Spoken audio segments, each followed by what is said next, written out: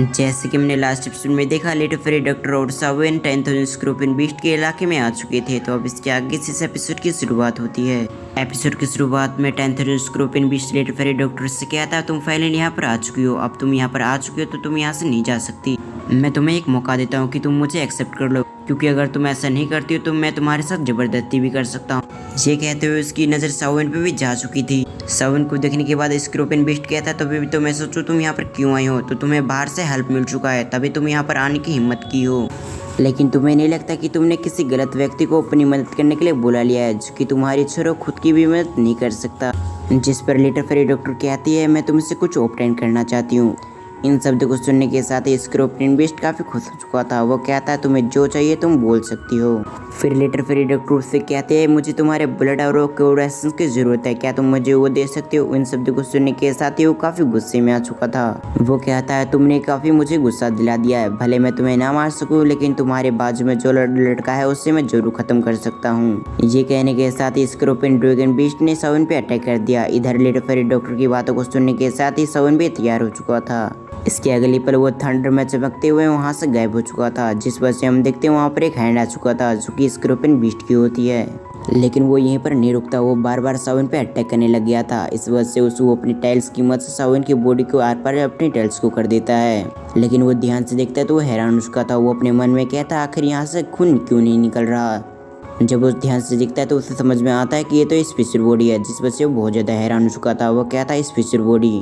तभी तो मैं सोचूं आखिर ये लड़का मुझसे डर क्यों नहीं रहा, कि लगता है इस बच्चे के पास भी कुछ छोटे मोटे ट्रिक्स हैं, लेकिन फिर भी मुझे हराना इतना भी आसान नहीं होगा। तभी उसने महसूस किया कि उसके पीछे से एक पॉइजनस अटैक आ रहा है। अभी ऑफकोर्स लेटर फेरी डॉक्टर थी। वो हंसते हुए कहता है, तुम्हारे छोटे मोटे ट्रिक्स मुझ पर कोई भी अप्लाई नहीं होंगे। ये कहने के साथ वहाँ पर एक रोर करता है, जिस वजह से हम देखते हैं वहाँ पर पॉइजनस स्मोक फैलने लग गया था। फिर स्क्रूपिन बीस्ट के उससे कहता है कि तुम आए थे अपनी मर्जी से, लेकिन जाओगे मेरी मर्जी से। ये कहने के साथ ही उसने देखा कि उसके आसपास कई सारे बीस्ट आ चुके थे। इधर लेटर फेरी डॉक्टर सावन के बाजू में टेलीपोर्ट हो गई थी। इसके साथ ही वो बताने लगती है कि यहाँ पर कई सारे बीस्ट आ रहा है, इसलिए अब हमें फाइट के लिए तैयार हो जाना चाहिए, क्योंकि ये सभी बीस्ट भले इस स्क्रूपिन बीस्ट से कमजोर है, लेकिन फिर भी इसकी ताकत बहुत ज़्यादा है।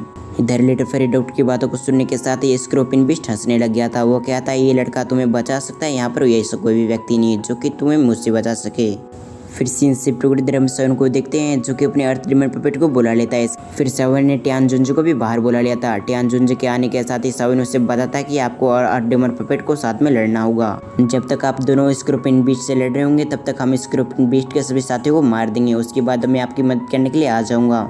अब सावन की पूरी प्लानिंग को सुनने के साथ ही टियान जुंजू इसके लिए तैयार हो गए थे। जब सावन ने अर्थ डिमन पपेट और टियान जुंजू को बुलाया था, तो इधर स्क्रूपिन बीस्ट ये देखने के साथ ही उसकी स्मेल थोड़ी सी कम हो गई थी। वो सावन से कहता है, लगता है तुम लोग तैयारी करके आए हो।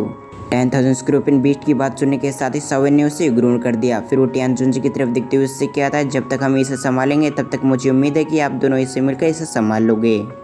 इस बात का जवाब देते हुए टियान जुंजू सावन से कहते हैं, अगर कोई परेशानी ना हुई तो हम 10,000 स्क्रूपिन बीस्ट को मार देंगे, इसके लिए तुम इसकी फिक्र ना करो।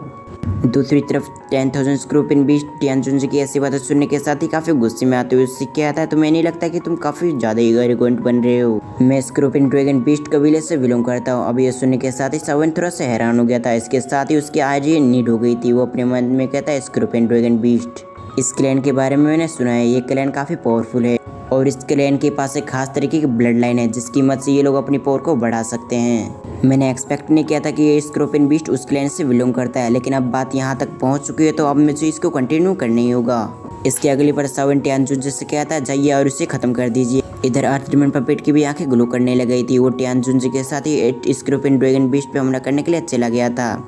जब स्क्रूपिन बीस्ट ये देखता है तो वो भी काफ़ी गुस्से में आ चुका था। इसके साथ ही वो भी अटैक करने के लिए तैयार हो जाता है।